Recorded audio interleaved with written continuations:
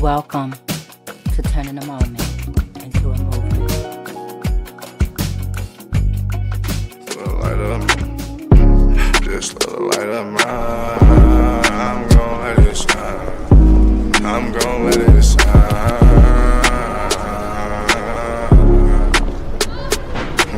This little light of mine, this little light of mine, I'm gon' let it shine.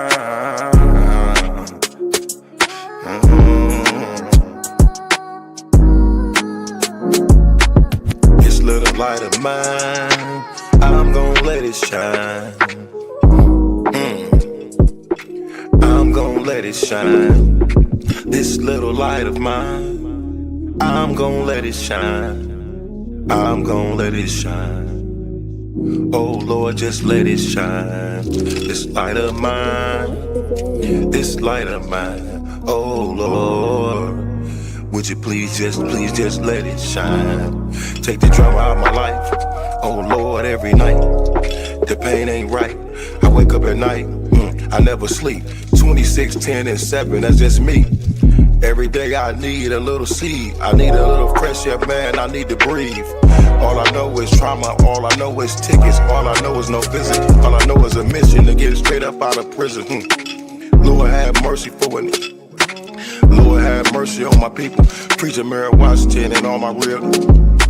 Lord have mercy with my people. I pray to God, we really need you. When I was down bad, when things weren't going right, every time I prayed at night, I put my hands up in my face. I said, Lord have mercy, little light of mine. Lord God, please let it shine. It's the drama that I live in my life. I swear to God, I was a bad guy every night. 10 toes down, salute. Everybody suffering, everybody who trying to make a way. Everybody looking for the sky, everybody looking for that piece of pie. In a law library, I know what that feel like. Hoping that somebody get active and involved in your situation. Man, pop your collar and pray. Cause Lord have mercy on my soul. And they make bad guy father get out soon. And the rest of those brothers who be mobbing to child each morning. Oh man, I ain't going to this afternoon. Man, I'ma miss dinner today. I got a couple of noodles. You know what that feel like? Yeah, you know what it is. And if you a victim of a wrongful conviction, suffered and served by Ken Worthy, then I know that you know what that pain feel like. And your mama know what that pain feel like. Your father know what that pain feel like. With that light, let that little shine. Let that light shine, a little light of mine. Bad guy, Doughboy Week, all these great people in this great world of ours. 10 toes down, salute. I appreciate you, bad guy. I appreciate you, Week. I appreciate the tech. I appreciate everybody in the studio. We gonna pop off that LV, ooh-wee, cause that's what they be liking to see. But I hope you hear the missing when you see me fresh. Salute.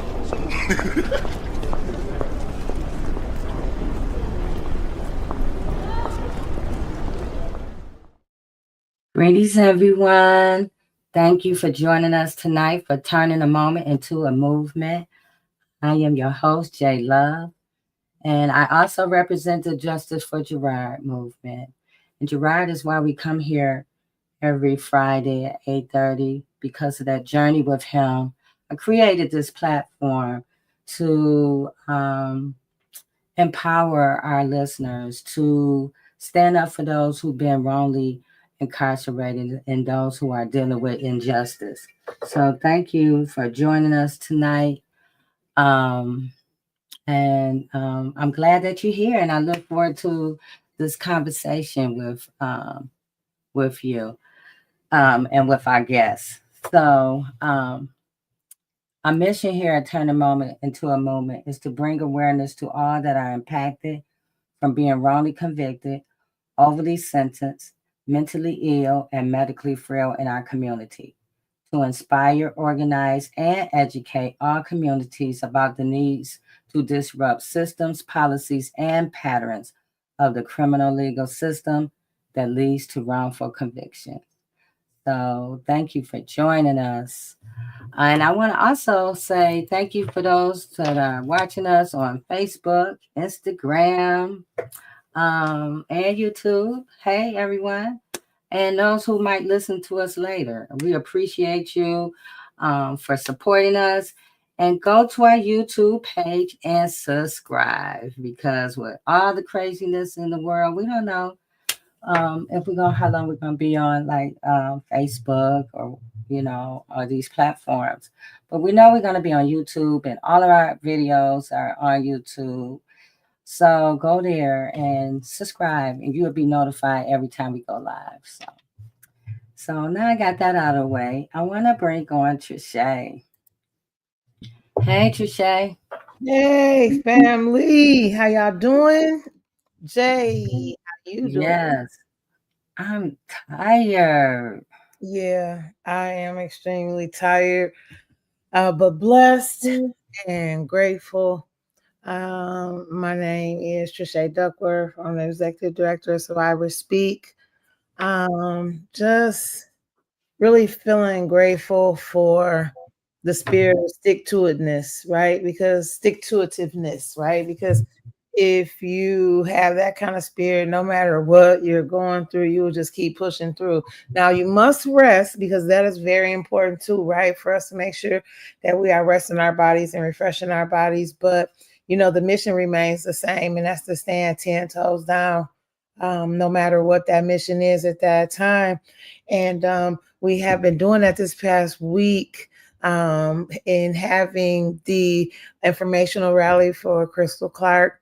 And then also following up with the community conversation. So we just want to take the time to thank everybody who came out to the community conversation.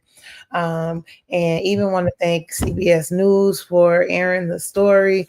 Want to thank Jay Love for facilitating and also turning the moment into a movement for going live.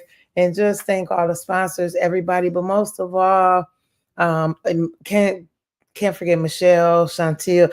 Thank everybody who was a part, because I don't want to miss anybody's name. Thank everybody who was a part, all the orgs that was there, the students, project community. But the biggest thank you and shout out for the night would be for Crystal, because Crystal set the moment on fire. I mean, it was just her strength, phenomenal strength to just stand in her truth and tell her story. Like, I've never heard her tell it before. And so just shout out to Crystal, because at the end of the day, she is the one that has to go through everything that she goes through over and over again, facing this injustice inside the horrific Women's Huron Valley Prison. And we will never stop exposing you, because even when Crystal comes home, until it's burned down to the ground, until the women are somewhere else safe, we will not stop. So thank you all. I'm happy to be here tonight with our guest. Oh my goodness, just so excited about that. Oh yay, and we just got $100 donation for Crystal that came through. So that's another thing. We do have a donation link that is on Crystal's page, because at the end of the day, the fight still continues, right? We're fighting to bring her home, but she's still there. So we need to be able to get her services, get her some things that she needs while she's there too. So thank you to whoever sent the donation. Blessings to you. And we just ask everybody to open your hearts and be there for her as well. So yes, and I'm glad you brought that up, because I want to, and thank you, Leslie. I want to play the video from CBS. Thank you, CBS, for being there. yes. So, right quick, just for those who missed it. Community leaders gathered in Ann Arbor tonight. They want to bring attention to some claims of inexcusable conditions inside of the women's prison. Former inmates spoke out, saying they were exposed to dirty drinking water and bugs in their food. As CBS News Detroit's Terrell Bailey found out, this isn't the first time unsanitary conditions have been brought to light. It's alleged the Women's Huron Valley Correctional Facility is dealing with a severe case of black mold, and some say it's a situation we all need to be involved in. From state representatives to students to everyday citizens, many joined Wednesday's community conversation about the Women's Huron Valley Correctional Facility. Thousands are housed there, and tonight's conversation involved the prison's overall condition. Crystal Clark has been an inmate at Huron Valley for over a decade. She says since then, from vision issues to paralysis, her health has declined significantly. Drinking molded This isn't the first time attention has been brought to the prison. In 2019, a class action lawsuit was filed against the Michigan Department of Corrections. It was eventually dismissed. Then an amended complaint was filed, which is still in litigation. The MDOC budget is the only budget in the state of Michigan that's solely funded by state of Michigan taxpayers. Former inmates of the facility spoke during the conversation. They say they've tried to rally for change, but nothing's happened. I was having issues prior to coming to prison, and even with medical records sent and everything, it's like you go there and they tell you to drink water, take ibuprofen. Tonight's meeting proved to be an eye-opening experience for participants. You may hear some very horrific things, and we don't want to trigger anyone. What we want to do is inspire you to action. Now, we reached out to the Michigan Department of Corrections to get their response to the allegations. We have yet to hear back. In Ann Arbor, Terrell Bailey, CBS News, Detroit. Yeah. I'll tell you, Crystal set that moment so strongly. And we pray her voice just continues to ring louder and louder. Yes. Bring on Leslie. Hey, Leslie. Hello.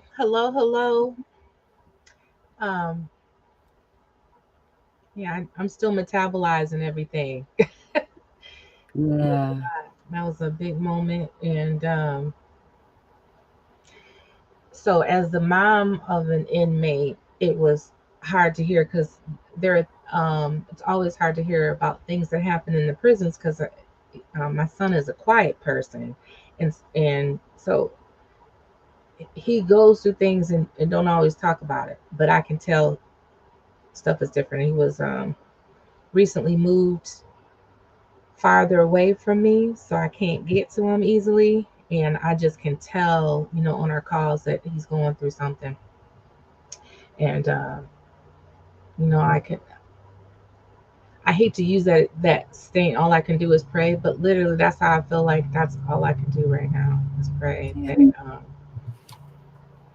that he doesn't have maggots in his food or some of the other horrific things I've heard about the facility where he's at. And they haven't been able to fix the video call. So all I can do is talk to him on the phone when he calls. So anyhow, I also wanted to say that I'm Leslie and I'm tired, but I always say I'm too tired, but when I get on here, I get hyped up. So this gives me energy to feel like things are, moving, like we're, Crystal has been as much of a blessing to us as I feel like we've tried to be to her. She is in grave situations every day, but she continues. Every day she wakes up and think about the next plan and what she can do to better her situation for others like her at the women's prison. And so I find a lot of inspiration from her and from others in the fight. And I'm excited to learn about what's going on with the water situation in Detroit. I am new to this organization and to Demeeko Williams, but I've been reading, finding what I could do on Google, in the words of Nicki Minaj, she said, if you don't know about me, Google me. And so that's what I did about Demeeko. Yes. Thank you, Leslie. Hey, Ravitia. Well, hello there. I'm so glad to be here tonight. So glad to be with my sisters and feeling very motivated after Wednesday. And also appreciating each and every gift. I don't think people realize the giftings that we have here with all of us and working together. And we are not all the same. Mm-hmm. What I appreciate is that each of us comes with our gifts, our talents, wherever we can get in, we fit in and do whatever it takes. And I think I want our listeners to know today that it's that kind of stick-to-itness that has helped us has helped us get to where we are, be able to have that information going across so that millions can see and expose what is happening at those levels. So I'm coming to you from the choice zone where your choice matters. I believe choice matters in all of our lives. And that when we don't have choice and when we don't have and not able to make just day to day the decisions that for us that impact us, then we need to realize that we may be in a position that is inhumane. And when I think about Crystal, and that's what helps me to keep going, is that she keeps going Yeah. beyond all of it, and to hear her cry and to hear her voice and to see her family. It's different when somebody's just putting a number on you. Well, this is just how many people we have incarcerated instead of in actuality, this is a family. This is a whole family. These are children and grandchildren. These are sons and daughters. This is a son who didn't get a chance to be held and touched by his mom. And I think that put it, together. I just want to say thank you, Jay. Thank you, Trisha. Thank you, Leslie, for what you do in the community on a day to day. This isn't just for this, but this is for every day. Thank you for your beingness. And look, I gotta tell y'all, when these people come to bat for you, you are definitely supported. Thank you, Trisha. You have supported me, and I feel it, and I appreciate you. You have to, Jay and Leslie. But when you have an opportunity and you see that come through, and you feel the weight lift off of you because somebody had your back, I'm like, thank you. Thank you so much. And I believe that's what we do when we come together and when we fight for these rights. We get in the back of somebody else who can't fight. Yeah. And I pray that all of us continue that effort, and those who are listening, that you join into. Thank you so much. It's wonderful to be here tonight. Yeah. Thank you, Reverend Tia.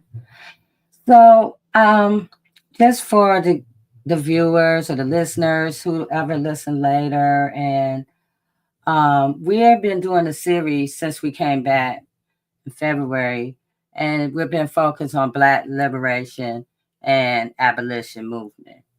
And so tonight, we are so honored to bring on our special guest, Demeeko Williams, the founder and chief director of Hydrate Detroit. And this conversation tonight is going to be centered on the policies, the radicalized policies of water shutoffs and the criminalization of poverty in our community and Detroit, actually. And Detroit is our community. So in Detroit. And so without any more delay, I want to bring on Demeeko Williams. Yay! Hello, everybody. Good, happy Friday. Happy Easter and happy WrestleMania WWE weekend to all who celebrate. Demeeko, my son Gerard love the WWF. I would be like, boy, you come here watching wrestling. Rest in power. Yeah, he would be a fan right about now because WWE is white hot as coals right now. It's the only thing. If you let out your aggression and to channel away from all the things we have to deal with in our world, and they also have some learning lessons as well. But I mean, I'm just with the pageantry of wrestling and also the messages of never give up. You got to have grit and you got to fight another day. That's why I'm I'm a fan right now. Yes, he loved it. I mean, my dad used to watch it, so I remember watching it as a kid. And then Gerard, I guess he picked up on it. And he just was like WWE crazy. That's good. He was working out and all kinds of stuff. He was really into it. It really inspires you, to be the best and also, it gives you some good lessons as well. Rest in power to Gerard, for surely. Yeah, yes, we love Gerard. I just want to say thank you all for sharing the story of Crystal Clark. I am deeply affected as well. I hope there was something we can do to break her out of those chains of Guantanamo. It's terrible that the Michigan prison system still is unnoticed by these officials to clean it up and to get rid of some of the corruption in there. It's just terrible to hear about this. I want to say prayers for Crystal Clark, and hopefully prayers to the movement to highlight her story, and for others that are in her situation, that are in worse, and they're not getting any attention, any press, no social media, or not even a dove, to call our help, for their injustice. It's just terrible. Thank you so much for sharing this story. Yeah, it's really horrific. So, Demeeko, I'm like a fan of you I'm a fan of because you too, J Love. Thank you for having me on your show, and thank you to the panel. I listen in from time to time. It's truly insightful and educational. Thank you all for what you're doing to keep these issues at the heart of Bay. yeah, thank you. I know when you and Beulah, I used to watch y'all all the time. And then, when I was down there with Sam, and just you guys are really powerful about that water. Um, I just want to ask, my first question to you is, when did you start this? Why did how did you guys get together and start Hydrate Detroit? I remember following you and Joanne and just watching how you guys was getting in trouble with good trouble. On Yes. your journey with the water. So for those who don't know about you, tell us how that whole thing with Hydrate Detroit and advocating for the citizens of Detroit about the water. Yes. Well, first of all, I've been a born and raised Detroiter all my life. I graduated here from Northern High School, class of 2003, and I've also graduated Wayne County Community College debt free. I also have, a degree, in marketing and retail.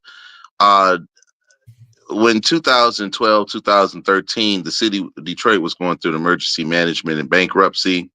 And then they were talking about shutting off the water. They implemented this emergency manager who's unethical, illegal, and also unappointed. I look at the same situation with Donald Trump and Elon Musk right now. That's what's happening to the city of Detroit. And the first thing they wanted is the water. We've been told all this time by our former mayor, Coleman Alexander Young, the Honorable Coleman Alexander Young, to protect the water at all costs. This is our crown jewel. And they had the bankruptcy, and it was a false, contrived, man-made bankruptcy that took away our assets, that cashed in on the pensions, and also privatized certain assets. And the water was made regionally by the suburbs. Ever since then, the suburbs has always had a say, but they've always hiked the water prices. And now Republican influence and hypocrisy has entered into the fray, causing everybody to go through problems.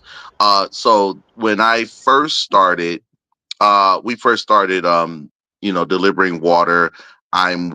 We were with the Detroit Water Brigade. I was the political director. Beulah was the volunteer coordinator.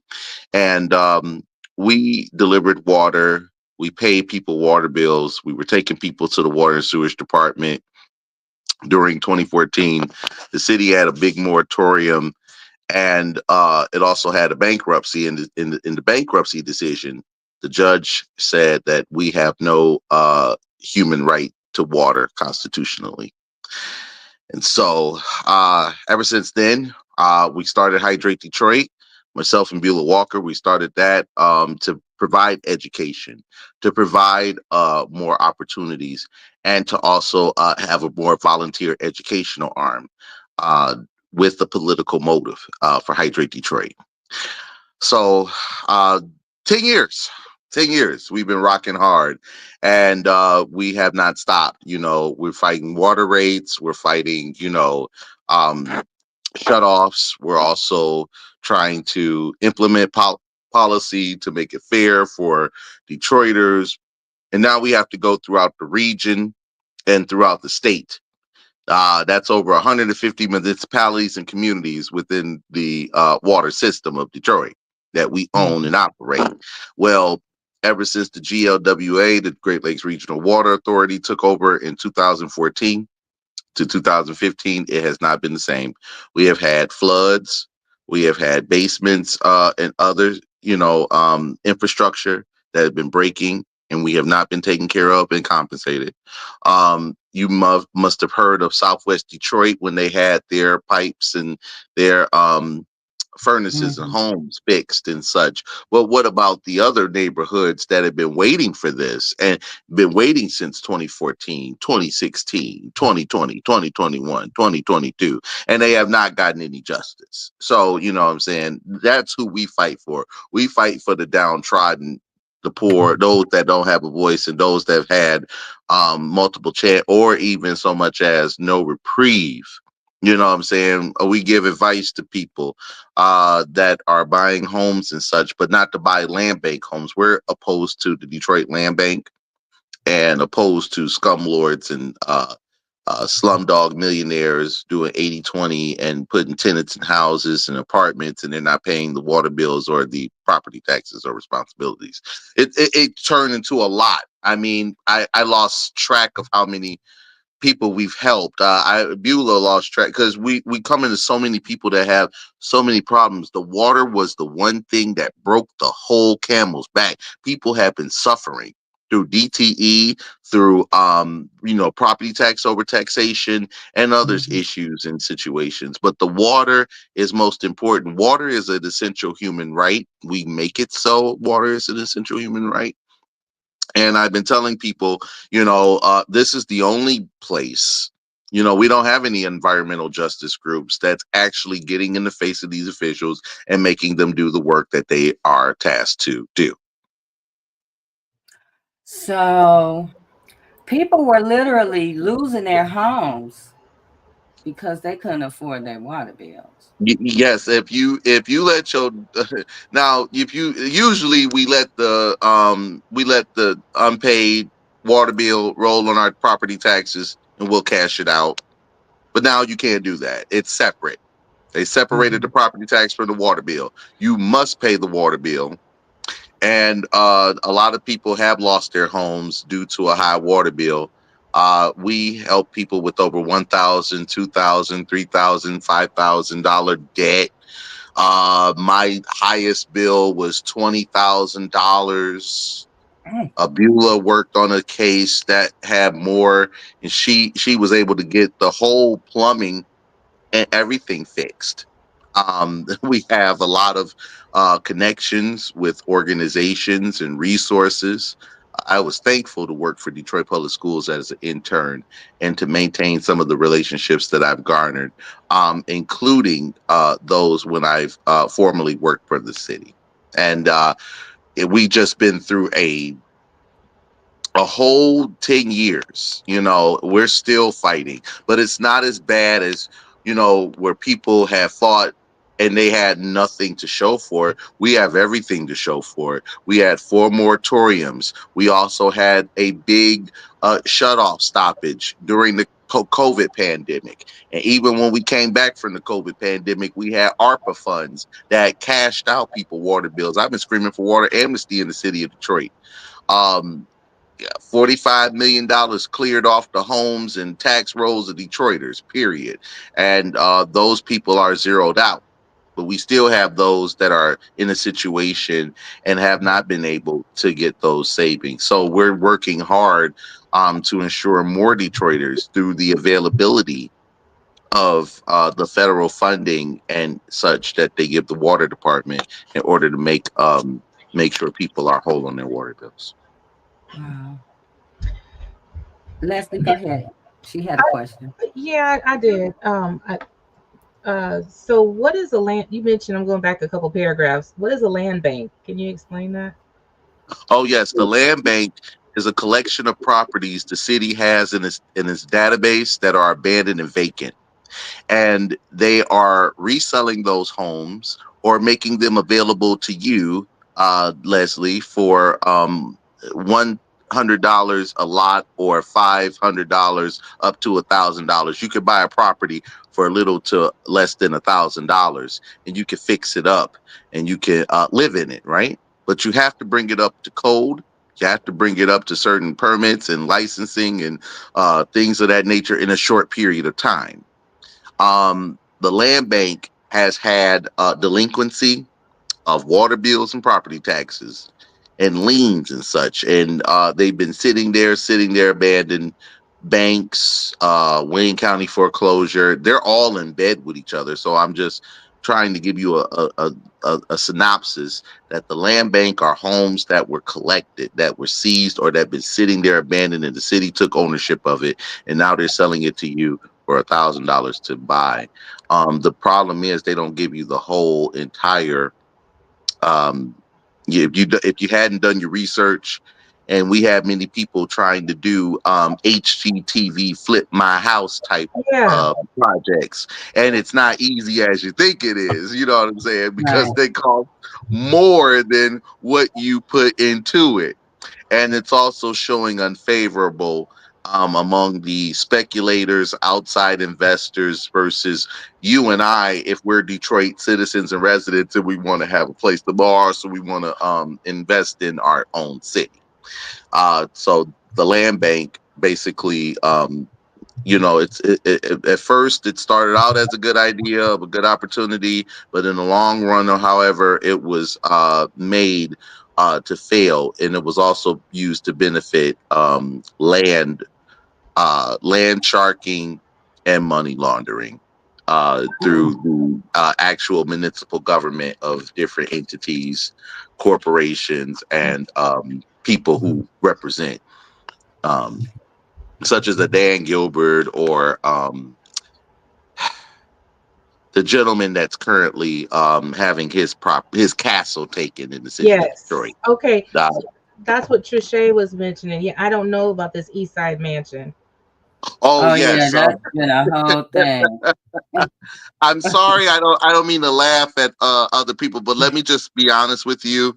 I know the gentleman that has owned the castle, and due to my personal grievances along with the situation, I don't want to laugh and be wagging my finger, I told you so, to Detroiters and my own neighbors, but this is a wagging your finger and I told you so, that the man should have done what he was supposed to do. He owned 5 parcels, 5 on that castle, and he'd been building that castle while the city was in bankruptcy and in emergency management. He took advantage when the city was down and out. And when Mike Duggan, the mayor, was being elected, the first term of mayorship of the city of Detroit, that gentleman had used racial epithets, remarks towards the grassroots that were very inappropriate, disrespectful, and unworthy of, his trust or anything to, represent him in this type of ordeal. I'm sorry this is happening, but I've been silent long enough to finally the water department said this this past week that the gentleman had been warned, and he was the last on the list of the people that owe $5,000 or more in unpaid water bills. They have been going after corporations. They have been going after, big, large number, acquisitions and such. But when they got to the end of the list, he was on that list. Now, I have argued with the mayor and such because they want to accuse me of representing people that live in castles and mansions. I do not represent people that live in castles and mansions. But however, those people in castles and mansions, they should have due process. just as much as Mike Ilitch, just as much as Dan Gilbert and others that should be standing in the line at 735 Randolph to pay on the payment plan and to get on Easy Pay that's waived for $10. So I just want to say that, you know, as much as we fight with the water department and such, sometimes we got to be fair. You know, we got to be fair to everybody. You know what I'm saying? If you have been paying on your water bill, you would not have that situation happen. But then when I think of a situation, I mean, you know what I'm saying, the mom with the with the kids that were killed in the car. She didn't have no home. She didn't have nowhere to go, and it's like that in the city of Detroit.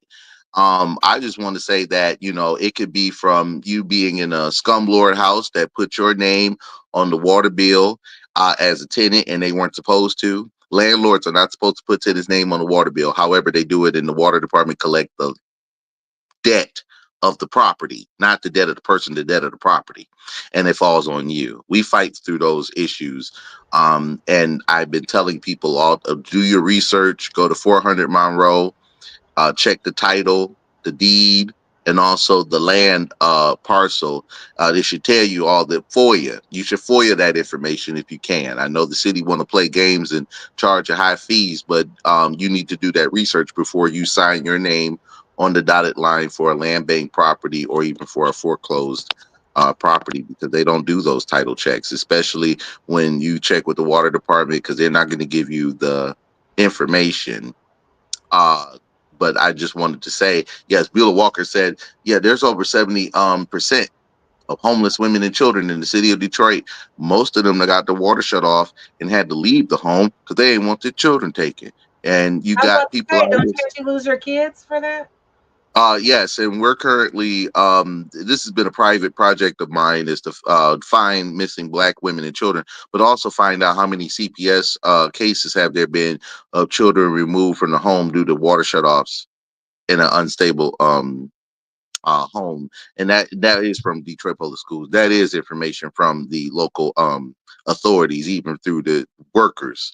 I talk with DHS workers. I get in a conference with them every year to look at certain things and how to have compassion, empathy, and love to share with their clients. That's very difficult.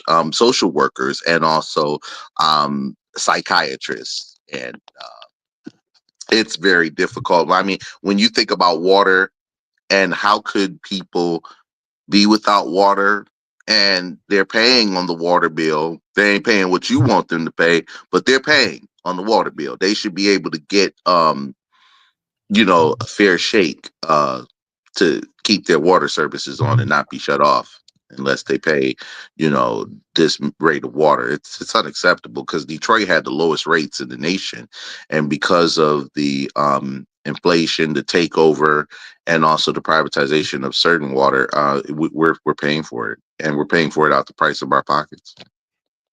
I was gonna Revertia brought that up. She was having problems, so she had to pop off with her feed. But the Oh, I'm sorry.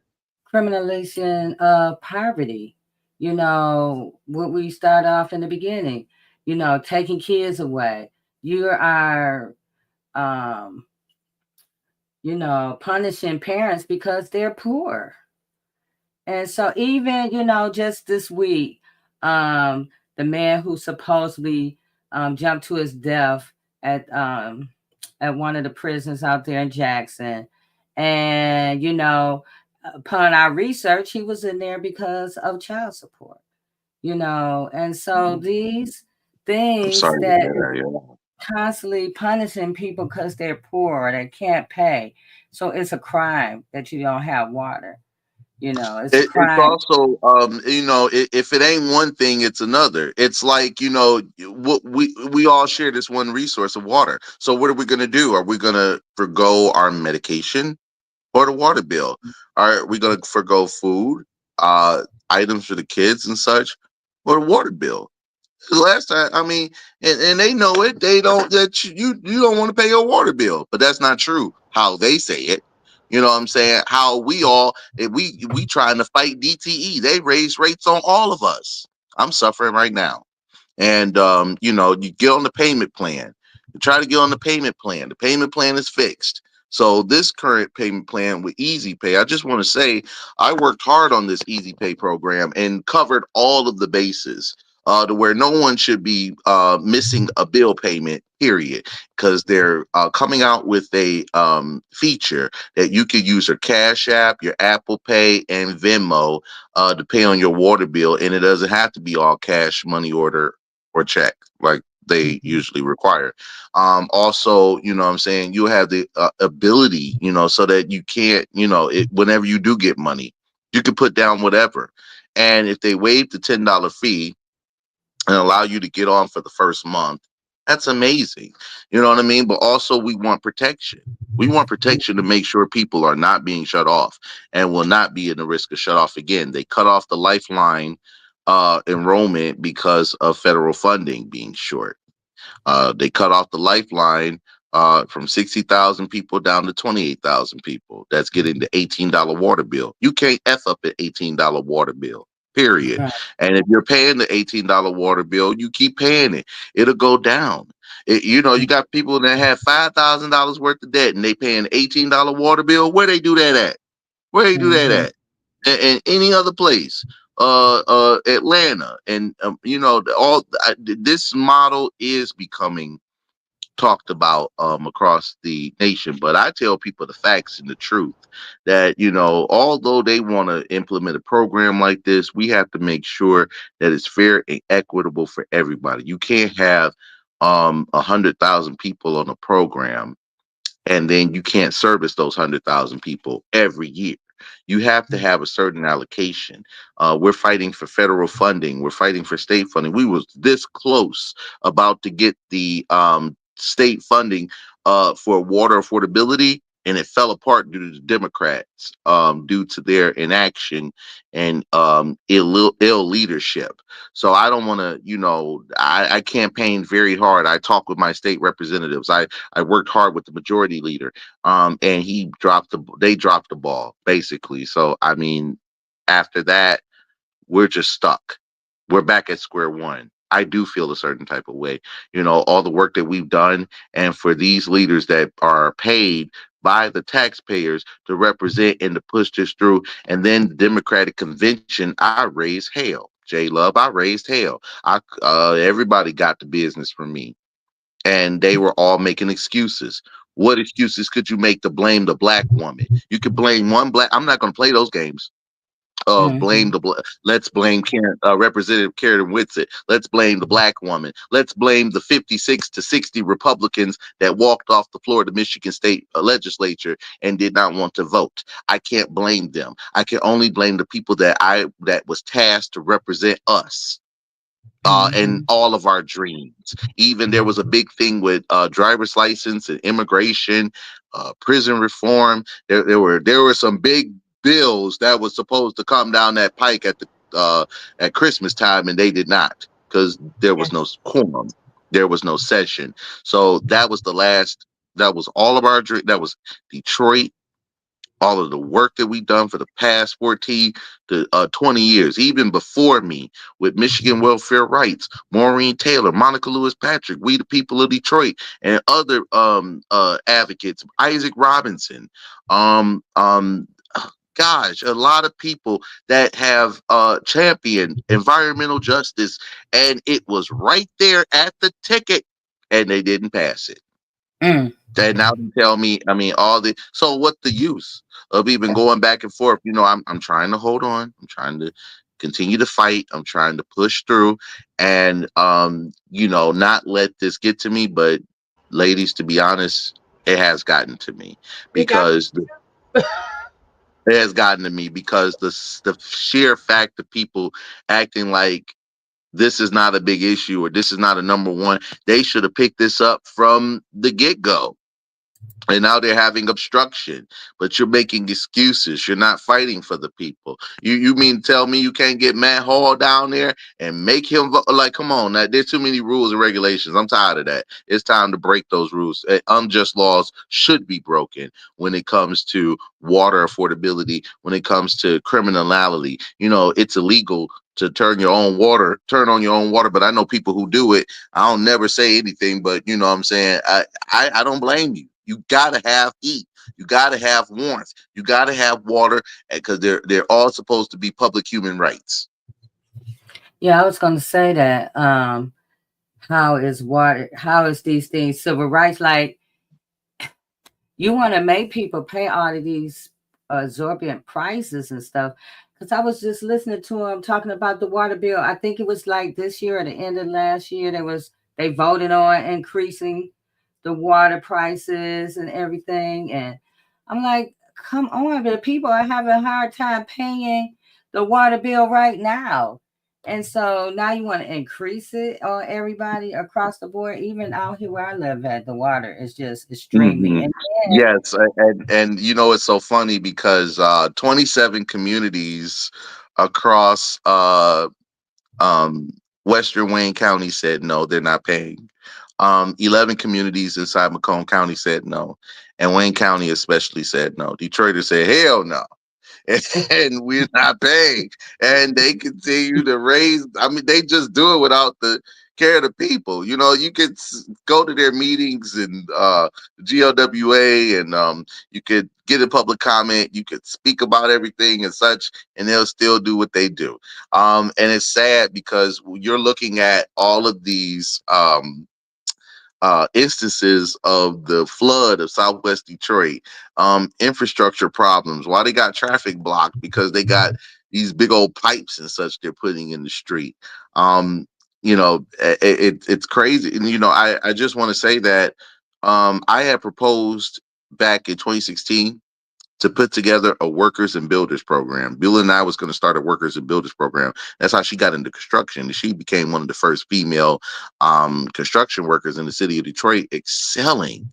That's Black women excellence. We tried to put a jobs and workers program for young men and women 16 to 39 years old to get a job in skilled trades and to work on these pipes, instead of you seeing white boys and people that don't even look like us, that live somewhere else, and we not getting the jobs. Do you know what Gary Brown told me? The director, he told me that they would have to have iron cards, and half of these people don't want to work because they want to smoke weed and blah blah blah. I said that is a damn lie. If you build it, they will come, and if you offer, they will sign up. And right. in that time frame, they are trying to create a workers and builders training program with the city of Detroit and with the training solutions. Now, I still have reservations because, why would it be so slow? And, you had all these opportunities where we had ARPA funding, the city budget, and also as well as the DWSD allocation for capital improvement. That's why we tell people to come to those meetings. Be involved in those meetings, because you need to know what they're doing in your neighborhood and how is it going to affect you in your community when they build these easements, when they build these new piping and such, and then all of a sudden you get low water pressure, but your neighbors built this high house and such on the land, and they're getting all the pressure. That ain't right. You know what I'm saying? So we Right. want people, and most definitely I want to say federally right now. I have had some nights trying to figure out how to talk to this administration, and I'm a disability advocate in the daytime. And I'm very incensed and upset and want to wring the hell out of Robert Kennedy's neck for saying kids with autism is a disgrace. I will never, ever allow anyone in that position to say that to kids that need help and care and extra special attention from all of us. And kids with I represent children with autism. So I and intellectual disabilities and such that require the IEP that's not getting enough support systems in the city of Detroit. But I'm just saying all of this, to challenge the EPA to stop reversing the Biden era decisions to give us clean water, affordable water, and also to give us piping and such, to build infrastructure, and to make sure that we have the funding so that we are not getting our rates jacked up to fund the infrastructure as water departments love to run. And the Trump administration now cutting funding and cutting, different ideas and such. I have been really trying to figure out how to get to that. And if I have to put on a suit and go talk to the Prince of Evil myself, oh, God help me, in the name of Jesus, everything. I'm gonna have to do it because we need to get this funding. We need to get this money, and so that we can ensure that we're protected and safe. I can't trust our officials, Eagle and uh-oh. No, you here. I just put you on the full Oh, screen. I'm sorry. Oh, You got okay, the okay. mic. Yeah, everybody. Thank you. Yeah. I said, oh, what's going? I said, did we run out of time? I'm sorry. Wait a minute, what's going on here? Okay. Yes. No, we So hear we're me. working on future. Yes. I was just to letting you know we're working on future things. We're trying to navigate through because Hydrate Detroit isn't we don't get federal funding. We don't get state funding. We don't even get corporate funding. We get funding from the love and for people like you, all of you viewers and such that want to see a positive result in Detroit. But we're taking this a little step higher to where we would have to go to Washington, D.C., where we have to go across the country and let them know that there's a crisis that's in your community and we need to be proactive and aggressive about this. So I hope that hopefully sooner than later, you know what I'm saying, that while we're in this protest mania, we can protest about having clean water and affordable water at a price we all can pay and organize, because when we fight we win, and Yeah, that's a very big thing that carried the Detroit water movement through. yeah. I know. I listen to Crystal sometimes when she talks about the water in Huron Valley. She said you can smell the mold. You can smell the what's in the water. The water comes out dirty, and this is what they have for them to drink. But the people who work there have bottled water. And I'm like, isn't that a violation of their human and civil rights? Yes, it is. They should be filing. If anybody's in there, they should be filing to the Michigan Civil Rights Commission, the human rights. I believe there's also the United States civil rights. If they haven't take that office out, I mean, you would have to take like a lot of proactive measures to go above the heads, and you might have to raise some money because they can cash out and spend money on misinformation and disinformation, social media advertising, videos and stuff. It's terrible. You know what I mean? How we have to be 10 times more aggressive than they are, where they could drop bundles of money into such. They can make decisions. The Huron Valley, I think that isn't that in Ann Arbor? Is that in Ann Arbor? Yeah. Right up the Oh street. gosh. Oh my goodness, those liberals out there, they need to get themselves together. They need to shut that down immediately. Right. Oh, excuse me. I be in Ann Arbor, so I know for sure. I live I here, know.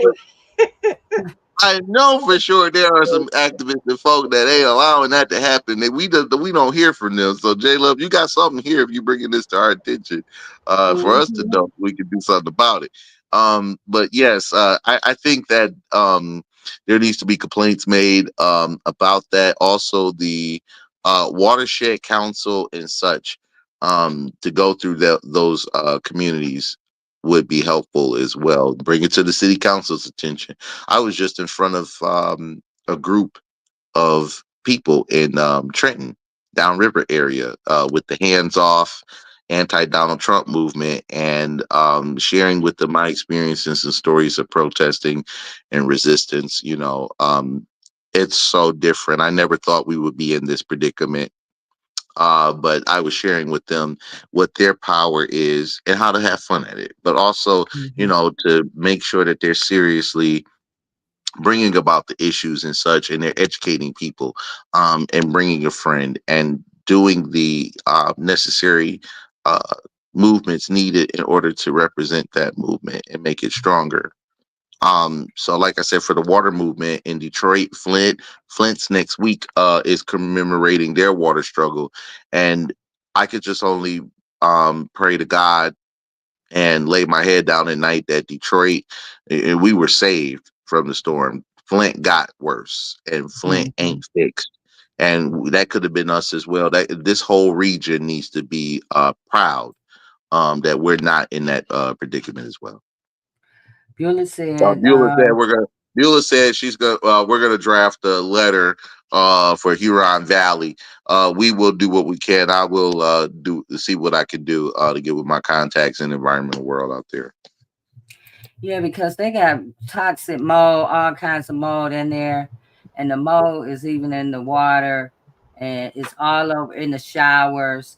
It hangs down like shag carpet, and when they take a shower, the molded stuff is just all over their bodies and everything. Oh. She said Flint water crisis was in 2016, still not fixed, and that's horrific. Yes, that's true. Well, no, it started in 2014. And we had gotten a water conference. I did the first water press conference we did was in 2014, and that was with Highland Park, Flint, when we just discovered it. At that time, it blew up. And I'll never forget the Time cover of a young boy named Syer Johnson. Syer Johnson captivated the world. Like we're the United States of America living in a third world condition. What is going on here? Like, you know what I'm saying? It's only in urban communities, and we're not the only community. Jackson, Mississippi has a lead problem, and they're almost like another Flint. New Jersey, Chicago, Atlanta, and even Memphis.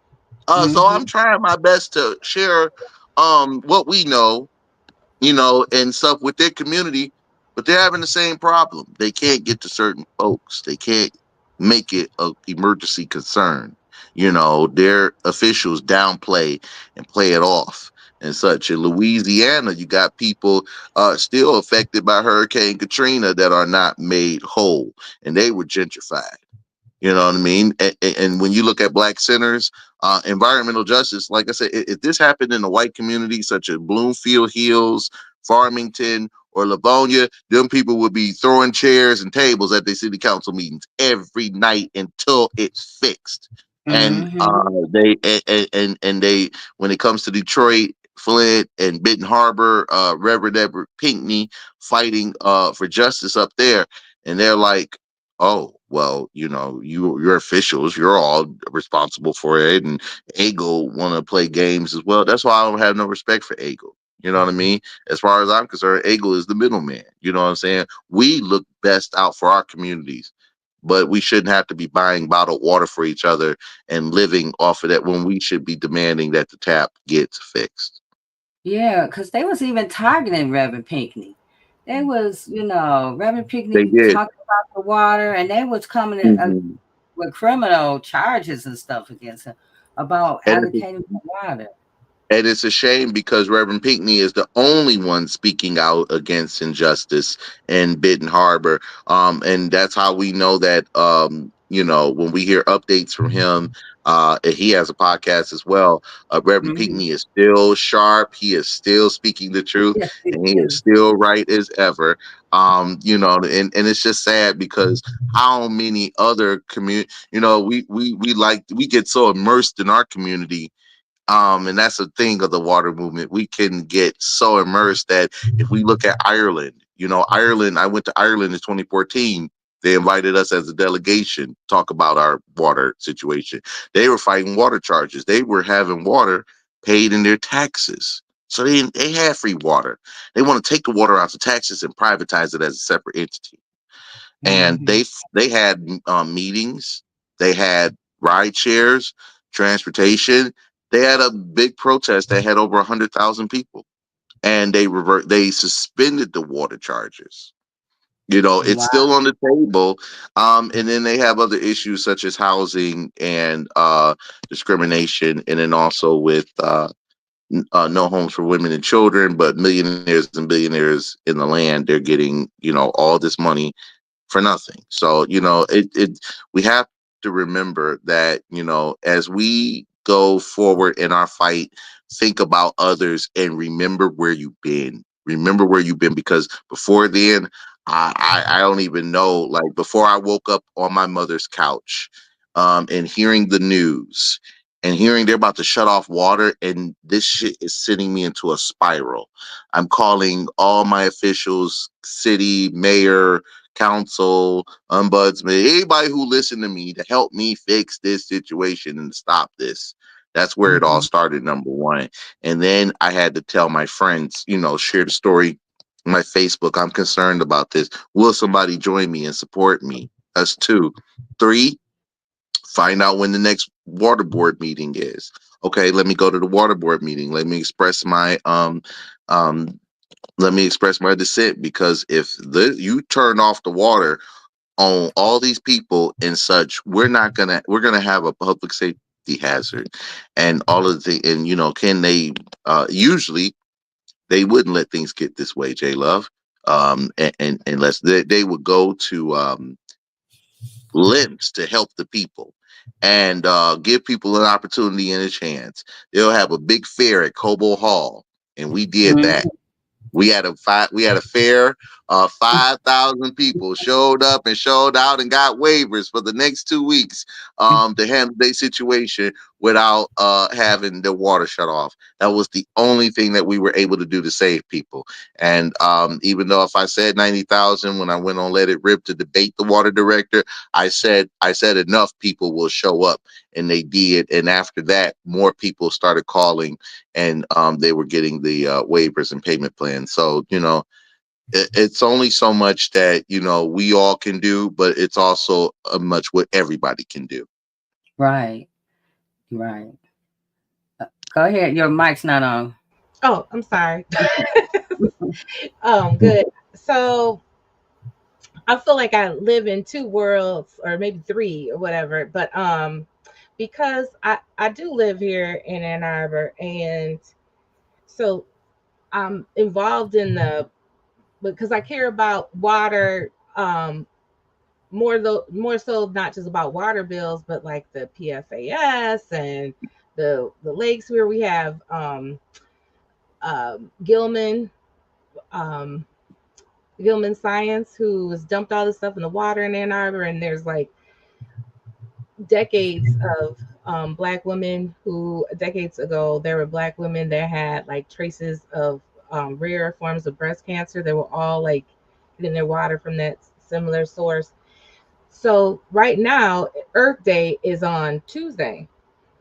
So my day job, one of the things I'm doing is I have getting people organized for Earth Day. They go into Lansing and this and that, and they have these ideas about what's the top things, and we never make it to the top of the list, right? So they're talking about the dumping of waters, the PFAS, but the PFAS, one of the main things is water bottles, but we got people who rely on water bottles for their water. PFAS, yes. PFAS, yes.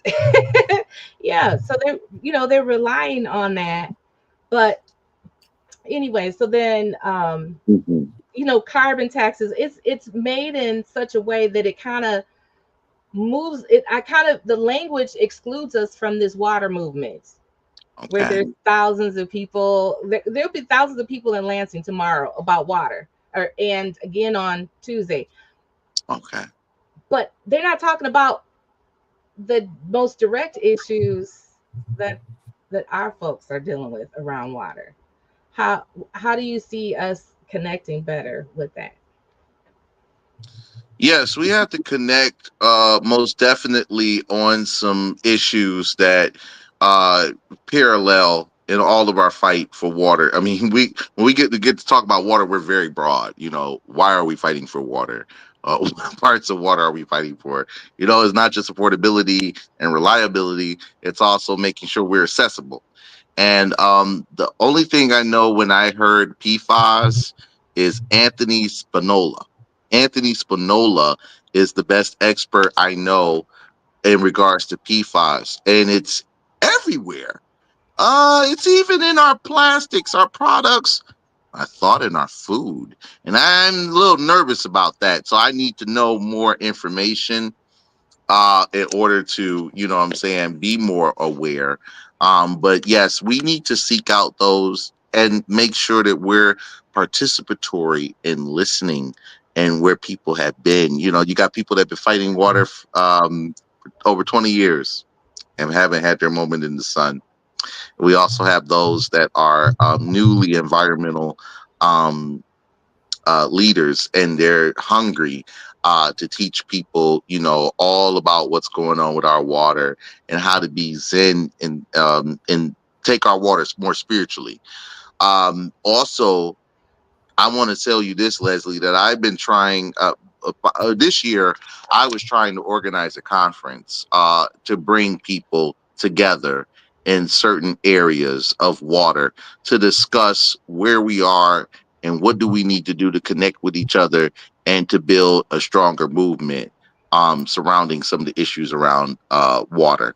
And I would like to make that happen for Hydrate Detroit's 10th anniversary. You know, we were all about conferences and education, which is a very big thing. I need kids. I need young kids to be water warriors and tree huggers. I Yeah. need black kids. I need black kids to learn about, you know, urban survival with Mama Shoe at the Avalon Village every summer. Mm-hmm. Mm-hmm. We sponsor some of those kids to go, and it's very awesome. So yeah, I agree. We need to be more, and I want to talk to experts across the country, even those that have been fighting in different areas for water, environmental justice So, in other cities and towns. thank you. So, one of the reasons I was asking about that, because not just local, like you said, it's all over. So, um, but because we're seen as like, or it feels as though we're kind of on the periphery of the climate action and environmental justice movement. When we talk about water for moms who can't afford their water bill, somehow that's not seen, or prisoners who can't have a shower. Like I know my son, he was like, you know, he didn't have hot water one week. It was something all the time with the water in the prisons, and they get a lot of money. You know, there's $35,000 a prisoner, and so but they're always playing, and it doesn't really matter who's in office because in Jackson, I want to say it was like 3 years ago. So we had our previous administration in, and I was part of the Black women's group. We helped get information about that. And what they did was they were saying, you know, a lot of the water is bad. We've had to pay all this exorbitant water bills. And, you know, in Jackson, in the Black part of Jackson, and we can't even use the water. Mm-hmm. So their solution was they wiped everybody's water bill clean. That included people who weren't even in bad water. They didn't address the actual pipes. They just wiped everybody's water bill clean. Oh, okay. You So know what I'm saying? right, and you can't settle for you, man. I know a lot of people want a zeroed out balance, but you can't settle because that'll be the end all be all. They think in their minds, oh, we satisfied the people, we could just move on. Exactly. No, we ain't want no clean bill. We just want these pipes fixed, and then you clean our bill and make it right. That's crazy.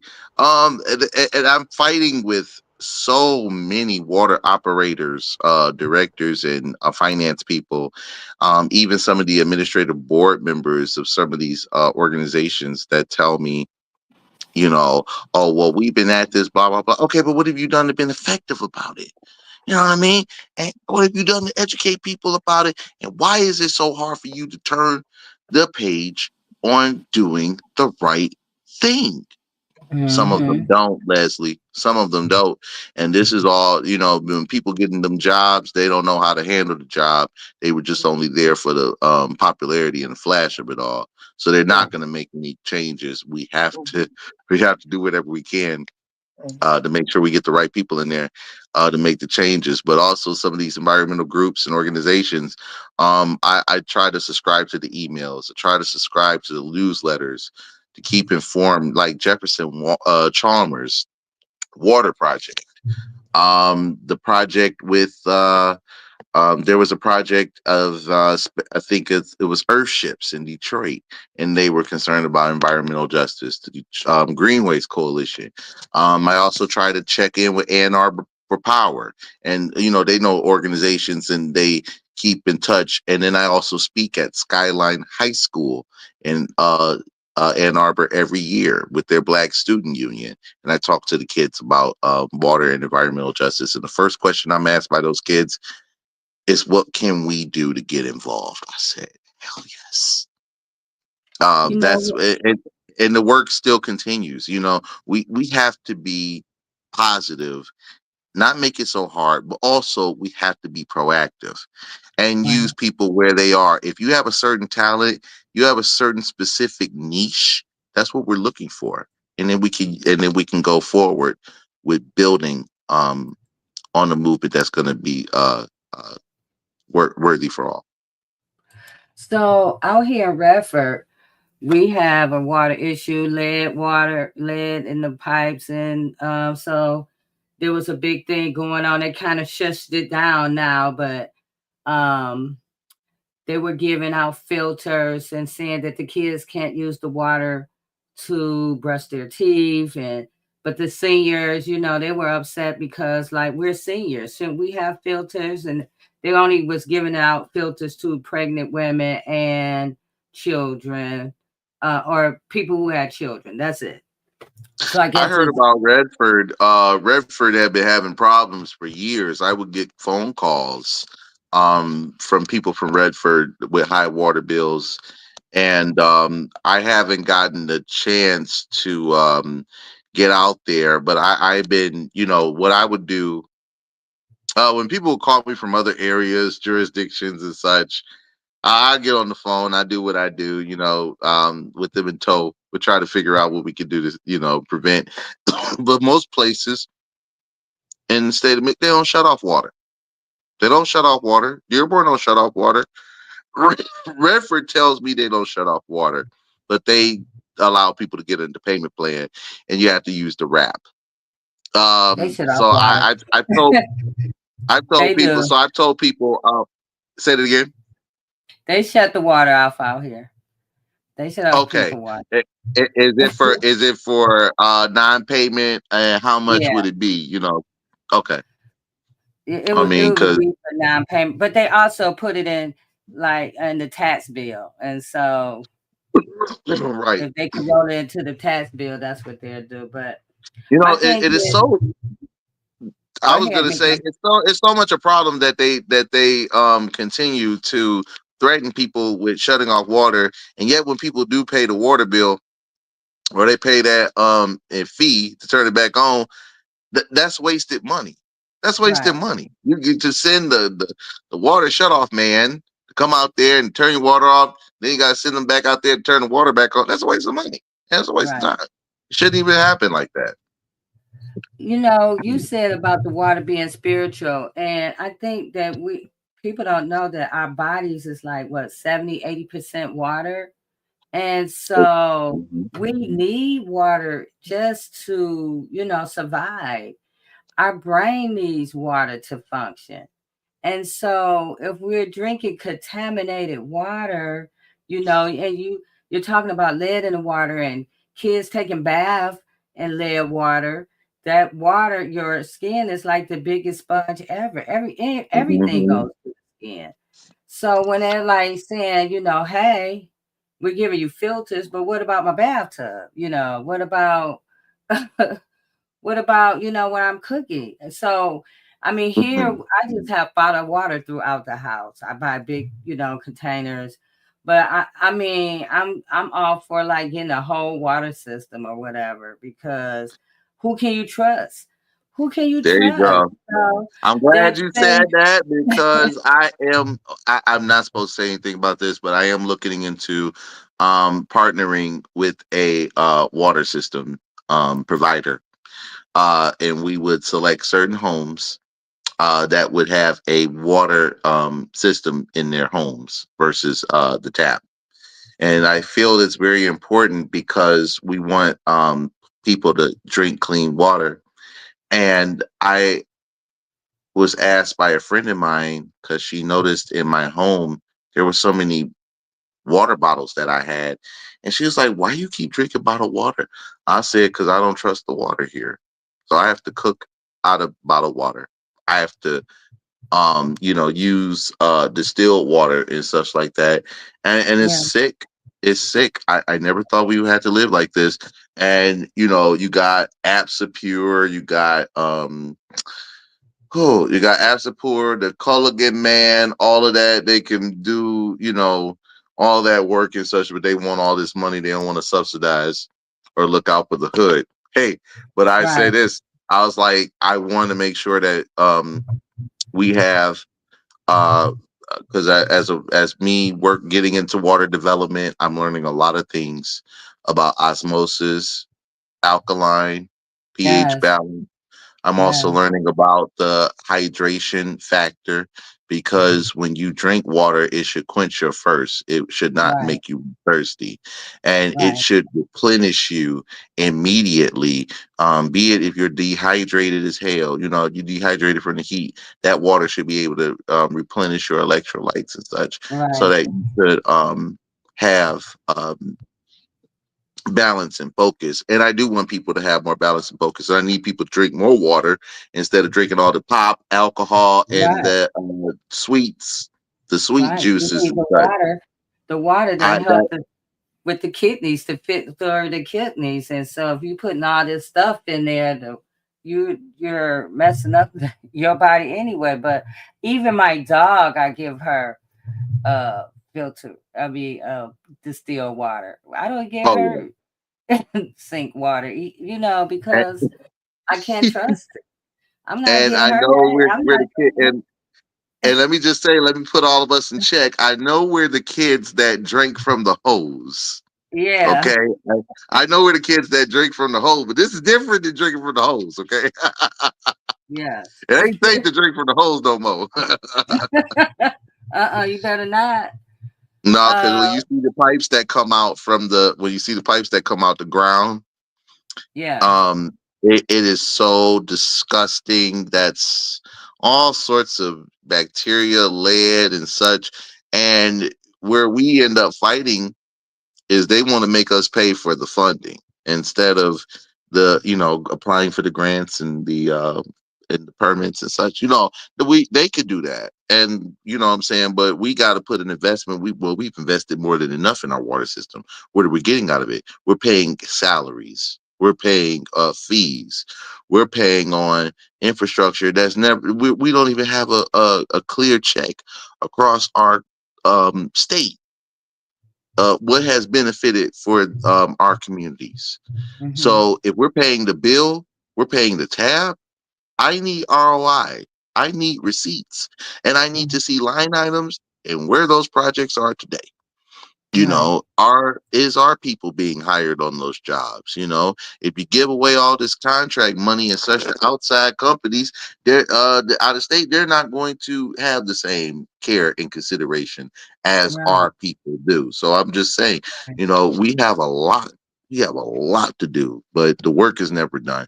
If we're just gonna right now for Hydrate, I know for myself and Beulah Walker, I want to thank her for being in my corner when we started this thing in 2016, and I just want to thank her from the center of my heart as a vice chief director, um, and also for all her efforts. That lady cares about the city of Detroit. She cares enough Yeah. about us where some of our clients don't even answer the phone when we call at any given time. We'll call at 2:00 in the morning. We don't care where you at. We will call you. We will find you. You know what I mean? And we're going to take care of you. And for the commitment that we've given to this city of Detroit, we hope that we can do that, spreading across, going across from, the region and also to the United States. We have to grow beyond this. Yeah. Reverend Tia, did you want to ask a question? Yes, you know what I was going to say was I love the content and really love what you're doing in the community. And I really wanted to know, like for children, the average 7-year-old, how can we educate? What do we educate them on? And it's so much to do when it comes to the youth and to families because they don't know enough about water. And the fact that even the water we do get, even when it's clean, doesn't have the essential minerals in it that we actually need for our body.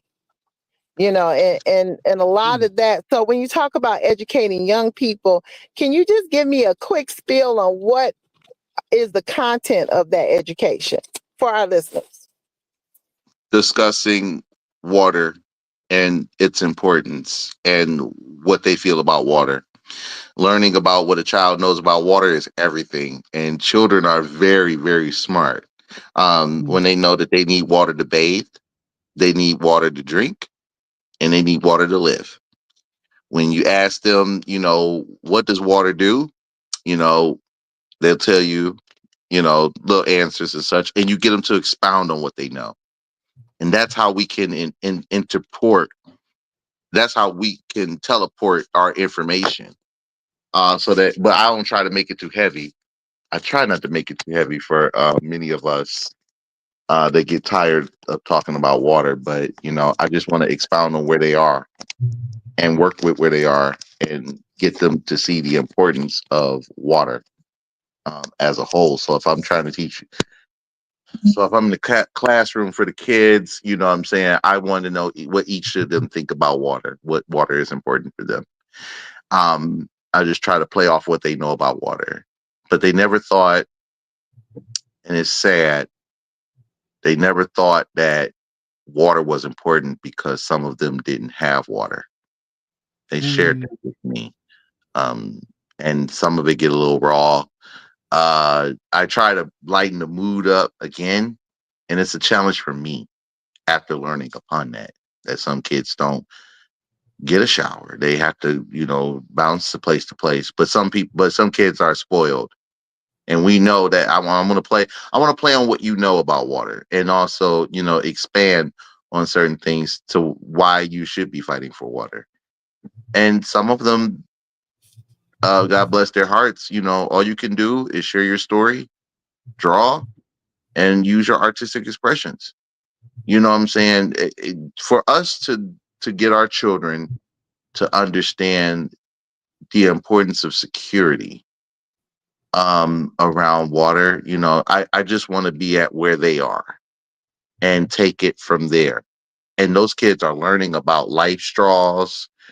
They're learning about what to do if they're in the woods, and to see their faces when you have to tell them to use the life straw in order to drink into the creek of the water. Their reactions is, and you tell them to do it. We do them at the hood camp. Mrs. Taylor, Reverend Taylor, the hood camp, Mama Shu expands on all of this. And we tell them I also tell parents, I try to make sure to get the date and to, we sponsor about 2-3 kids into hood camp. So it's a big deal, like for all of us to, just try to take water easily and carefully with kids and young people. For my my middle school, high school people, I tried to, make a story and such and try to get them to understand the significance of why it's important to fight for water. And I got young people ready and willing to do what they can, but we all just have to come together to coalesce on the idea and the plan and carry it out. And I'm pretty sure that we will win this war. Oh, I love it. That's awesome. Awesome. Thank you so much. Sorry, Rabbitier. I want you to just talk about a little bit about how important it is for us to advocate for the water. A lot of us live in areas. A lot of this seems so intentional, right? Because, like you said earlier, if you go in West Bloomfield, you don't hear those people talking about water. Like they're not having these same issues as we have it in the urban areas. So why is it, is it important? Because, we'll have this conversation here and people just, really, it'll be a second thought to them because we don't really think about how important it is. But why And that's the should we problem. It has to stop being a second thought, and it has to be right.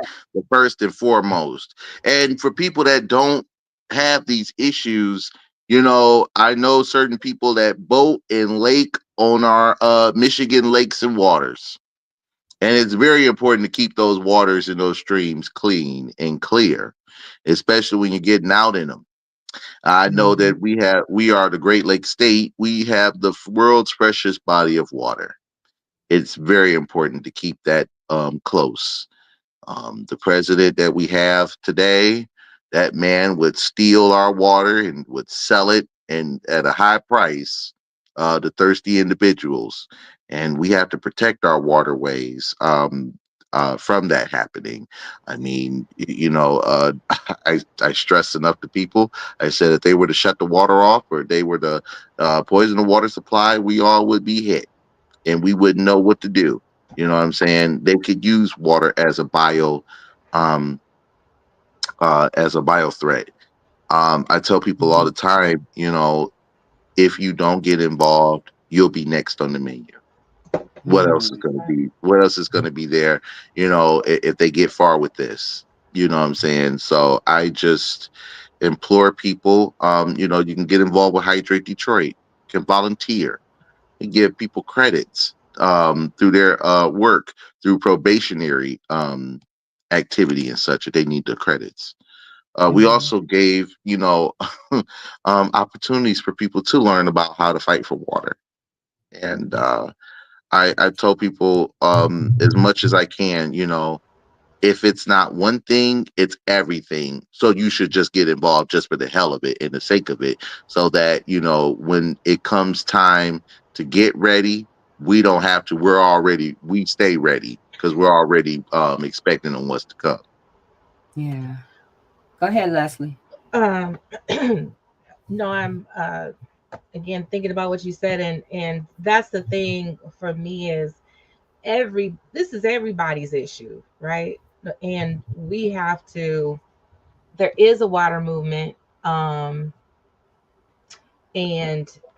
billions of dollars gone to all different states over the last 10 years on water. We're just not part of that water and environmental justice movement. Like it's not trickling down to us or whatever. So because of our current administration, I feel like we have to appeal to these organizations somehow. Like we need to be on, if you got a list of 4 things, we need to be on the short list of things that you're looking at. Because we are getting left behind. And Michigan is a climate refuge. That's what I'm concerned about. Yes. The more awareness that we can build around the federal constitutional crisis in Michigan, the more better that we can organize. I never thought we would be into this, and it's sleepless days and nights of wondering what's going to happen. How are we going to get through this situation? And it's a long 4 years, that could have forever implications. It already is. President Trump has enabled the Keystone Pipeline. We wanted that taken out of here. He also has given cover to Line 5, Enbridge, Line 5 in Michigan.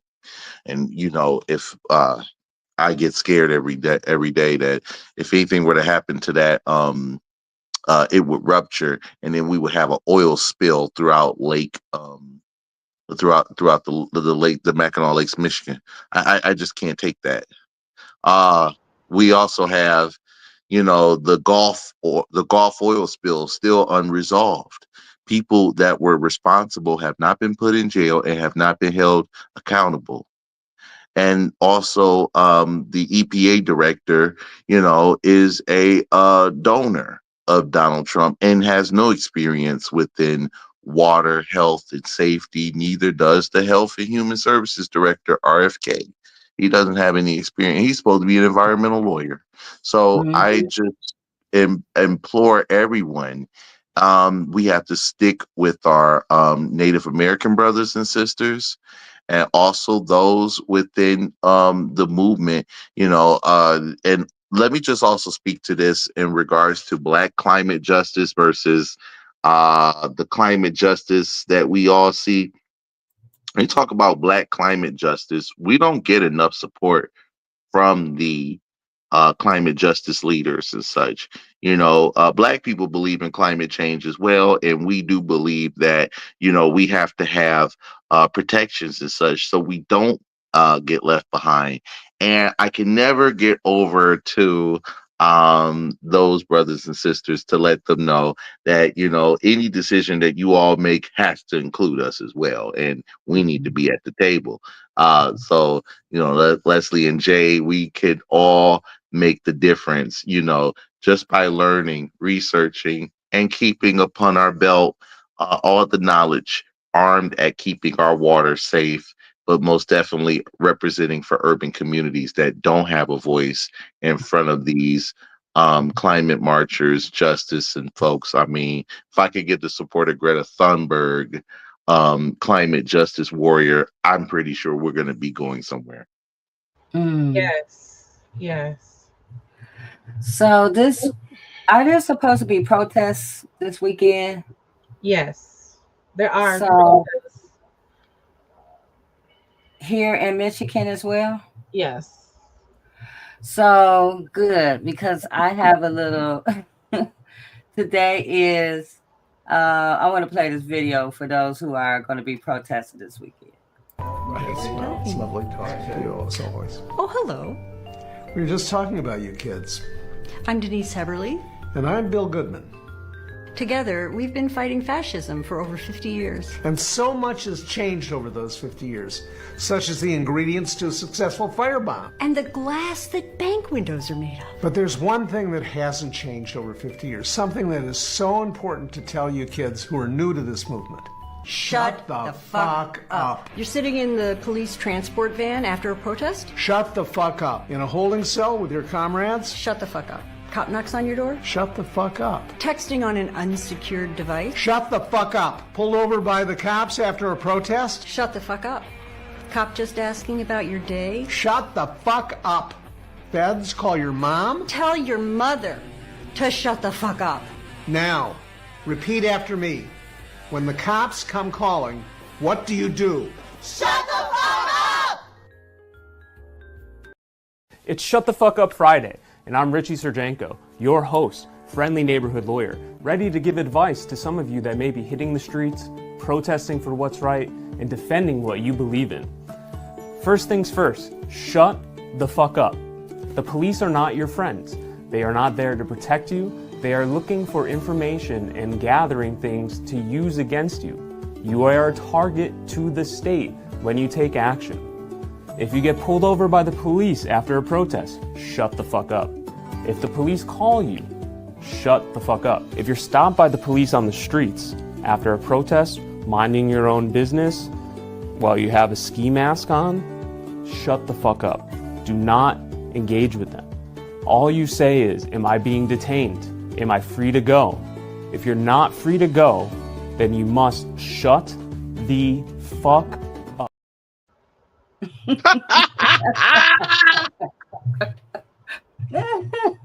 Oh, Bill Goodman and Julie are treasures and are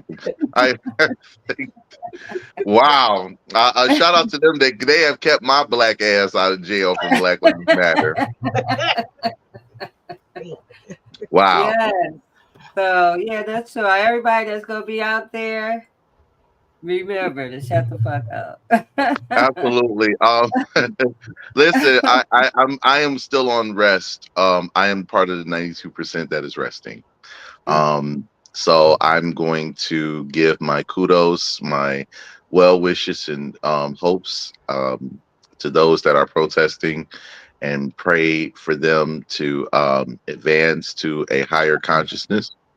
You know what I mean? Because we've done that, and you know, as much as I um, agree, you know, I was a protester in Trump Part One, and I'll put my life on the line for civil rights, for the new modern civil rights movement. Dr. King would have been proud of us for standing up through all of those times in Charlottesville and Washington, fighting racists and Nazis, and you know, we did the impeachment march in 2018. And I told people, we can't do that. We can't go back and forth with each other. You know, that's what they want us to do. We have to focus that back on the establishment. And you know, I'm just at a point of, you know, I tried the best I knew how. And, you know, since we don't get respect from politicians, why should we respect politicians? You know, they're just like us. I'm not enriching anyone's lifestyle other than mine and my house. And that's horrible to have people literally vote or not vote, and stick you with the suffering. And I'm gonna fight those people every day. You know what I'm saying? That if you voted, even if you did vote, if you didn't vote, and you can't complain, you can't say anything to me. You know what I'm saying? You can't talk to me about nothing because you were the one that put us in this situation. So, but I can't go off, you know, fighting and sticking my fingers and blaming on folk. I can just only do what I can to protect my peace, my sanity, and to fight for the issue that I know that we can win. So yes, I support others, but the Black community, we still have a lot of work to do, because we should be protesting for different things. We should be protesting for different issues. And we should be protesting for whatever to break the chains out of however that's a spillover oppression. The fact that they can charge Carmelo Anthony and make him a make him a poster boy all over the world, but yet they won't charge the other young man, and they hold him up as a hero. I can't stand that. And we still have a lot to do. We still have a lot to do. And even in the water movement, you know, to where, you know, communities, we still have a disconnect of I don't know how to say this. We still have a disconnect of white communities that don't want affordable water. They want clean water, but they don't want to give Black people affordable water. Then when we say, you know, we want everybody to have affordable water, they don't want to pay the cost of the $2 fee on the water meter to help their citizens that are in trouble. Okay, that would be a fund. That'd be a separate fund, but the $2 wouldn't even be coming out of your bill. It'd be coming off of your allocation. Yeah. For how much you pay. We used to have that in the city of Detroit, where you would donate money to pay on someone else's water bill. It wouldn't be a problem. So no, that's what I'm saying. We have too many issues to fight. But I mean, as much as I can connect with you, as you connect with me, and we connect with each other, and we can connect with all of our other friends that are fighting in different areas, we can all come together and we can use those powers for good. We just have to unite, put the ring together, put your fist and your rings together, and let's unite together. Super friends. We're super friends. My daughter called us the Justice League. But yes, we are the Justice League. Exactly. We will shut down hate rallies. We kick Nazis in the balls, and we take on powers of white supremacy. That's what the Justice League does. Yes. So I just want to thank you for joining us, to having this conversation, because it's much needed, you know, and it goes along with the abolition movement, because, you know, in order to to get to a place where we don't have prisons and we don't have all of that stuff, we had to fix some of the things that's causing us so much harm and causing us to be in these spaces of desperation. And so I thank you for that. I see Reverend Tia finally got her face on here. But yeah, we do need to have these, and that's why we come here on Fridays, because not to force our opinions on people, but to just get people to think and have these conversations.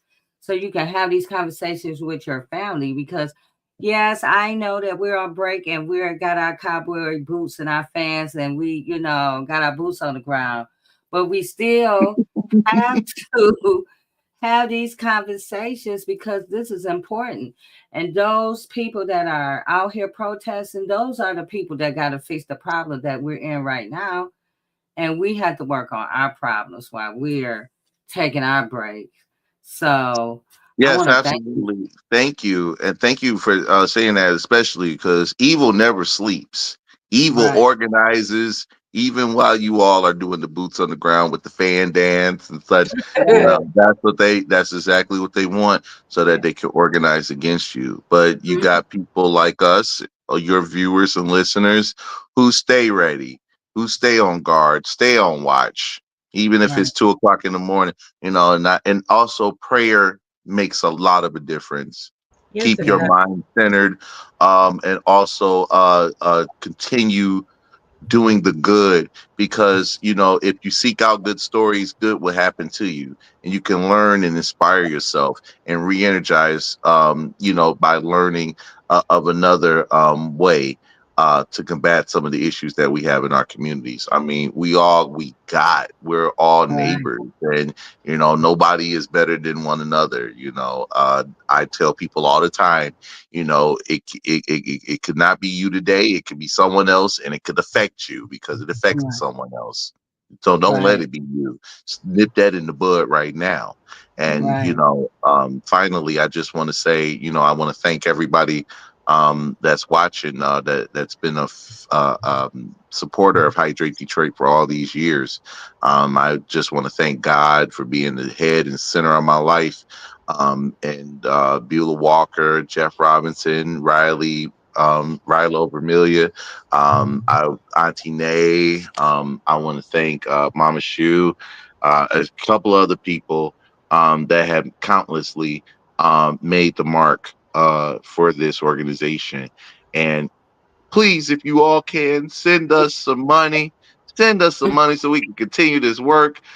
It is costly. The gas, the mileage, going to these meetings. I'm trying to minimize them, but, we have to be out there at every turn. So go to www.hydratedetroit.org, and you could hit the big blue donate button to support our work.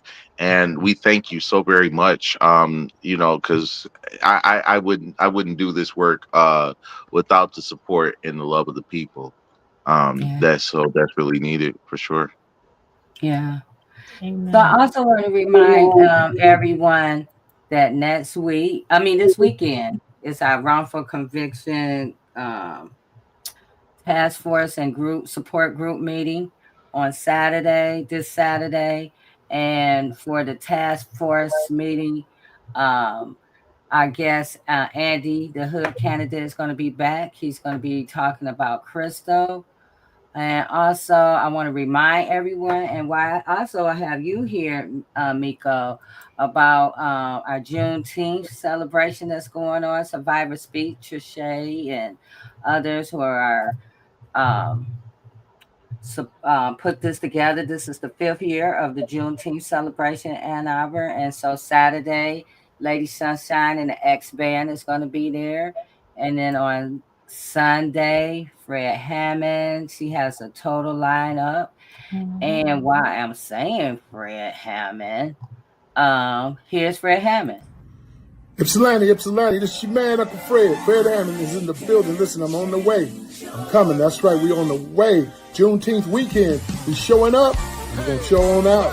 So come on out and hang out with your mans and them and many other people that's going to be there. And we just going to have an amazing time. Looking forward to coming back to the crib. That's right, because you know y'all were just up the road. I used to hang out in Ypsilanti, a little bit here and there. And, but listen, I look forward to seeing you all. Let's have a great time. Peace. I'm not mad at you. I'm not mad at you. Yes, so meet us out in Ipsy, save the day, and come and join us at the Juneteenth celebration. And I have to thank you. And so I want to leave out on, I talked to Crystal today, and although she's been so excited about, the outcome of our conversation, our community conversation, she has, she's really sick, you guys. She's really sick. And the conversation me and her had today was really hard to hear. And at first I wasn't going to play it, but I decided that we need to know. We need to know what's going on, and we need to hear in Crystal's own words. So I'm going to leave us, we're going to leave tonight listening to Crystal. And I just want to thank you again, Miko, Thank and you. Beulah, because Beulah was Thank you here. for having us. Thank Yes, you you can all. lighten up. Yeah. And if you all have any questions or so, I am available to come back again whenever you decide to have me back. Oh yeah, we definitely gonna have you back because we need, we need to really be really on top of this water situation in our community. So yes. Absolutely. Thank you so much, ladies. Have a good night. Thank you. Thank Yeah, and you. so we're gonna leave with and I want everyone to just listen to Crystal and doing more. They could be doing more. Like, it's a shame when you go to a hospital and they don't help. You just sit there and let you sit and suffer and send you back. No. I've been fighting for 15 years, y'all. I'm tired. The way that it's at my body, like, the headaches, it haven't went away. Like, I just feel so different, and I keep on telling them my chest. Something not right, and the stuff I'm breaking up, they know what it is. They know what it is. And don't do anything. Not do anything. I'm just sitting around here and get suffering, got to put on the act and stay strong like I'm doing good, and I'm not. Oh my God, I'm telling y'all, something's just not right. I just feel so different. And I don't even try not to put so much stress on y'all. I just feel so different. The fear. I'm telling y'all, they wait around, it's going to be too late, and it's going to be their fault when they could have helped. They could have helped me. Why they won't help me? What did I do to them? Nothing. But spoke the truth and told what was going on with me and asked them for help. And still not do anything. All this talking, everything we doing, they know. They know. When are you going to take action? When are you going to take action to do anything? You could have sent somebody here. You see my medical records. Y'all signed for it. Y'all had me to sign a release one over a year ago. Y'all know what's going on. And y'all know also how the prisons run. Put false information when you really sick. Change your records when you really sick. They ain't like they don't know what's going on. They all working together and they all should be in bars. Should nobody have to sit in bed for help and tell them that something is wrong and get ignored and made to be crazy. This is not right. This is not right. My kids, my grandbabies, this is not right, y'all. This is not right. I'm tired of feeling like this. I'm tired of going through this. I'm looking at what's going on. Like, you can actually see it. You can actually feel it. Just my body, my ears, everything. You can just feel everything. Ain't nothing to be done. This is wrong. It's totally wrong. You gotta put a smile on your face when somebody talk to you. But when you go to them for help and telling them something's wrong, you need to go. They don't care you need help. Everybody too, they nose up and don't want to help at you like you crazy. But they all in on this. They all is in on this.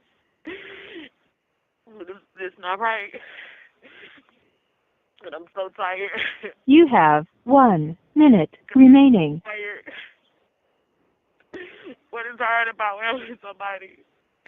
Unless everybody, they know about it. It's no faking. It's no faking the fuck like they ain't heard. They don't know. They all know. They know. And choose not to do anything. Just choose to sit and let me sit here and die because that's what they want. They ain't trying to help me. They not. Let's face the fact, they not trying to help me.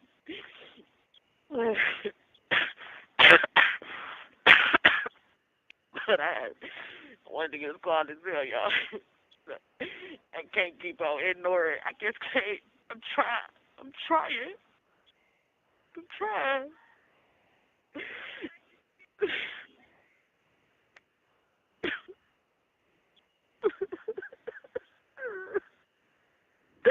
There's nothing. They cricket here. The word they cricket. Ask all of them. Thank you for using GTL.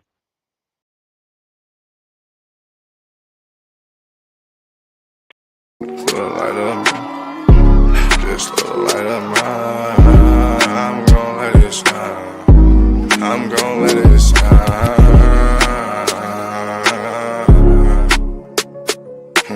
Just little light of mine. Just little light of mine. I'm gon' let it shine.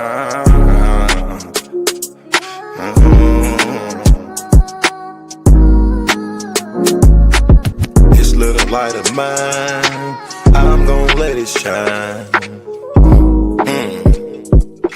I'm gon' let it shine. This little light of mine, I'm gon' let it shine. I'm gon' let it shine. Oh Lord, just let it shine. This light of mine, this light of mine. Oh Lord, would you please just let it shine. Take the drama out of my life. Oh Lord, every night the pain ain't right. I wake up at night, I never sleep. 26, 10, and 7, that's just me. Every day I need a little seed. I need a little fresh air, man, I need to breathe. All I know is trauma, all I know is tickets. All I know is no visit. All I know is a mission to get straight up out of prison. Lord have mercy for it. Lord have mercy on my people. Preacher Mary Washington and all my real. Lord have mercy with my people. I pray to God, we really need you. When I was down bad, when things weren't going right, every time I prayed at night, I put my hands up in my face. I said, Lord have mercy, little light of mine. Lord God, please let it shine. It's the drama that I live in my life. I swear to God, I was a bad guy every night. 10 toes down, salute. Everybody suffering, everybody who trying to make a way. Everybody looking for the sky, everybody looking for that piece of pie. In a law library, I know what that feel like. Hoping that somebody get active and involved in your situation. Man, pop your collar and pray. Cause Lord have mercy on my soul. And they make bad guy father get out soon. And the rest of those brothers who be mobbing to child each morning. Oh man, I ain't going to this afternoon. Man, I'ma miss dinner today. I got a couple noodles. Hey, you know what that feel like? Yeah, you know what it is. And if you a victim of a wrongful conviction, suffered and served by Ken Worthy, then I know that you know what that pain feel like. And your mama know what that pain feel like. Your father know what that pain feel like. With that light, let that little shine. Let that light shine, a little light of mine. Bad guy, Doughboy, we all these great people in this great world of ours. 10 toes down, salute. I appreciate you, bad guy. I appreciate you, we. I appreciate the tech. I appreciate everybody in the studio. We gonna pop off that LV. Ooh, we. cause that's what they be liking to see. But I hope you hear the missing when you see me fresh. Salute.